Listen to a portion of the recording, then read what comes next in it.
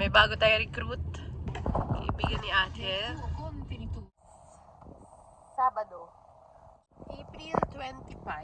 April 25 ngayon at 7:44 na. Yes, sasakyan naman tayo. Nagbibiyahe tayo.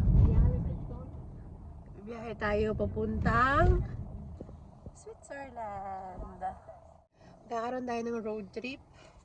And kumpleto tayo. Siyempre naman nandyan din si Amelie sa likod, ha. Yan. Tapos ito. Siyempre, hindi naman mawawala yun. Hindi naman nagdadrive sa pamilya namin. So, siya talaga. At pupuntahan natin yung pinuntahan namin last 2 years na ba yun? 3 years. Nagpunta kami kasama ko mga timalin from doon. Narayan Falls. Doon kami pupunta. Tapos from there, mag-ikot-ikot na lang kami kasi kaya kami, oh grabe naman yung araw. Kaya kami pag road trip ngayon kasi holiday dito ang April 25. Hindi ko alam yung tanong kung bakit holiday, liberazione ba yung basta ganun. Hindi kami gagastos dahil marami kami dalang pagkain. Nag-prepare ako kagabi. Kaya antok na antok ako. Pero okay lang yun. Para hindi tayo gumastos doon. Ang mga gastos lang doon ay kape ni Anthony. Kasi syempre kailangan niyang hindi makatulog at delikado yun. Malapit na tayo sa Dugana. Depende, meron minsan nag-check, minsan hindi nag-check. So, kami bilang hindi kami Italian citizen, kaming tatlo ni Amit si Anthony.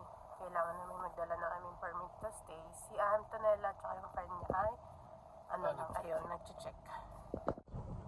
So, yun guys, nakapasok na tayo sa Dugana, sa borderline. Hindi naman tayo chinek.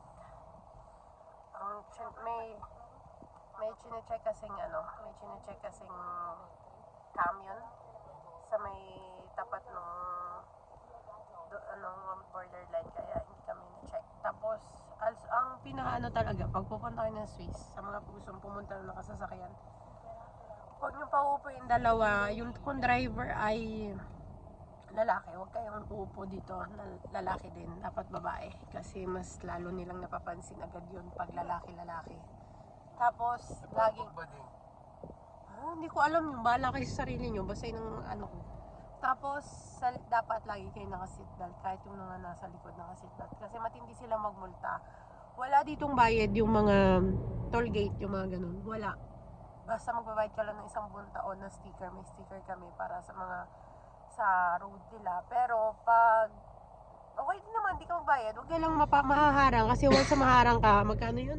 200 last 6 years? 6 to 5 years na nagkaroon kami ng multa. 200 euro. Kasi wala kaming pass para sa road nila. So, yun. Kung gusto nyo magbayad at mag-risk, okay din naman. Dasal-dasal na lang kung gusto. Pero para sa bumili na lang ng sticker. Mula lang namin yung sticker. 1 taon din yun. 40 euro lang yun. 43. Sabihin natin ganun. So, yun lang. And magra-road trip na tayo. First stop is Ride. And we're here. Tama naman. Nadinaanan kasi namin yung nakaraan. Parang gubatan. Sa likod pala kami dumaan. Ito yung harap. So, okay na din. Ganun din naman. Babayad din naman kami ng parking. So, might as well okay lang. Pinakabalang ako nung isang yun. Yung kaibigan ng anak ko. Dahil sabi niya baka ito ay city. City kasi yung dinaanan. So, baka iba daw yung nilagay ko. Sabi ko, Diyos ko, 4 hours to. Oh my God. Tapos mali. Pero tama naman. So, babaya tayo. Hi guys. Naririnig nyo ba yun? Naririnig nyo ba ako? Sana naririnig nyo ako. So, lapit na kami sa Rhine Falls. And, maganda yung weather, no? Hindi siya malamig, hindi siya mainit. Tama lang. Pero kailangan pa rin maglagay ng sunscreen. Kapag lagay na naman ako ng sunscreen. Kaya, medyo parang oily yung face natin. Wala, hindi ko pala nalagyan yung liig ko. Andun na yung mga bata. So, pakita ko sa inyo mamaya yung falls! Ayan na siya guys. Rhine Falls. Mamaya kami sasakay sa boat. Ayun pala, pwede pala.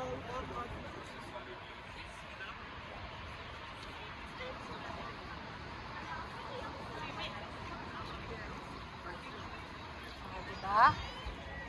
Yan yung mga boat. May 30 minutes, may round, may 15 minutes. Depende. Daming fish! Rata. Abransino. Bronzino ba yan? Talaga? Oh. Yan na ang Rhine Falls. So, nagpunta kami nung last August dito. Meron akong sugat, sorry. Dito, yan, dyan. May bayad, pamula doon, pababa, may bayad para makapagpa-picture ka malapitan. Tapos dito naman, pagbababa, sasakay ka ng boat doon. So, dito naman kami pumunta sa kabilang side. Diba? Ganda. Sa harap, mayroong mga ganitong playground. Nandun si Amelie sa taas. Yun, pumasok ko na. Pumunta dun yung ate. Ah, hindi pala si ate. Dito siya bali lalabas. Dito. Lalabas siya dyan. Nasaan na? Ngayon palang bababa? Akala ko bumaba na. Bye, Ju! Ano, speta? Ah, si ate. Ah, sinasabi pala ni ate. Ayun bali si Ame. Yun. Si ate nagsasabi ko pwede na siyang bumaba. Tapos isa din to. Ah, hindi siya bumaba. Bye. Bye! Amigo. Shibo na to. Si ate.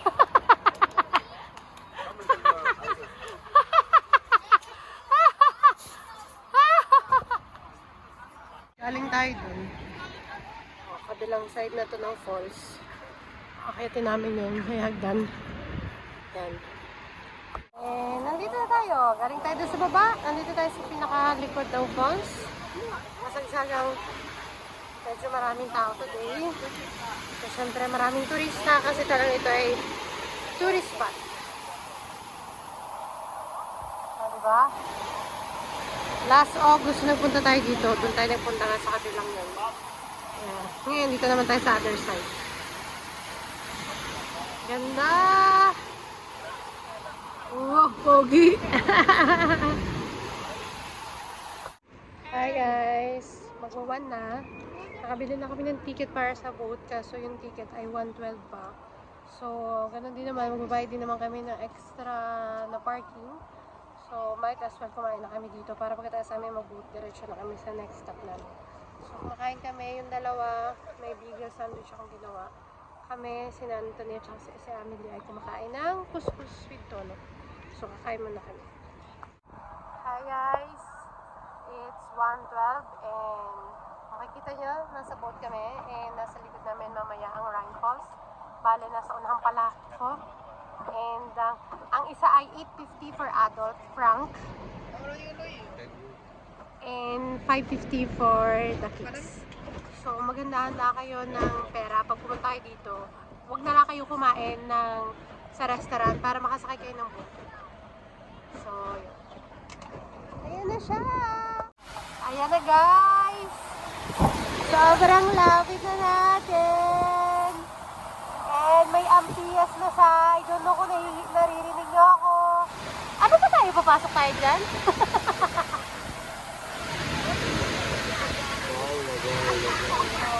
Diba?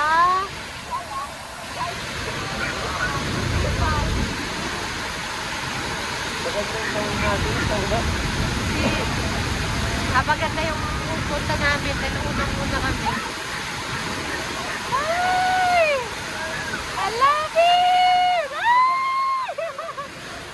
Pasaan na, bay!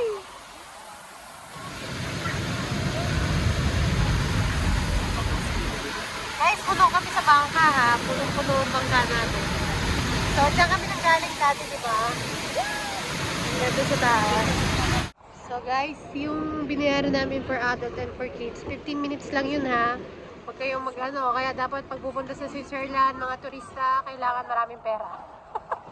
Sobrang mahal talaga niya dito. Hindi ko alam kung bakit ang mahal ng Swiss. Pero sobrang ganda naman niya. Kaya siguro mahal dito. Kasi maganda siya. Talaga. Promise. Iikot tayo. Galing tayo dyan kanina. Lumapit talaga tayo. So, kabilang side naman na nalapit. Sigurado pag-ikot. Iikot tayo dyan. Nabasa kami. Dahil yung Ampia, silapit pa naman kami doon sa falls. So, sobrang basang-basa talaga. Pero, worth it naman pa rin yung 850 franc. So, sige, pumunta kayo dito. Worth it siya. So, guys, time check. It's 1:37 and nagbayad ako ng parking. Almost 2 hours kami dito. Nabayad ko ng parking is 778 franc. Pero nagbayad ako ng euro, ng card, hindi ako nag-card bank. Binigay sa akin na sukli ay franc, 2 franc. So, kinuha niya 8. So, madali sa akin. So, yan. Para makalabas ka, kailangan mong bayad ng ticket. And, wala na, kinain na lang niya. And, yun. So, 2 hours is 7.78 franc. So, yan. Papunta naman kami ngayon. Next stop namin is Bern, the capital city of Switzerland. The Bern. So, update guys, pahinga muna tayo, mag-chismisan tayo, and maganda naman, worth it naman yung pupunta namin dito sa ano. Hindi siya masyadong crowded today. Hindi katulad nung August sa crowded. Ayun! Ang tren! Esto! Train! Ang ganda diba? Train. Ikot yan, bali doon sa may Rhine Falls. Yan. So, yan. Punta tayo ng Bern. Thank you guys for watching. Please like, share, subscribe, and comment down below to our YouTube channel, The Carriedos. Thank you guys for watching. And the vlog will continue dahil pupunta pa tayo sa next stop natin, which is the capital city of Switzerland, the Bern. Thank you guys for watching. Bye!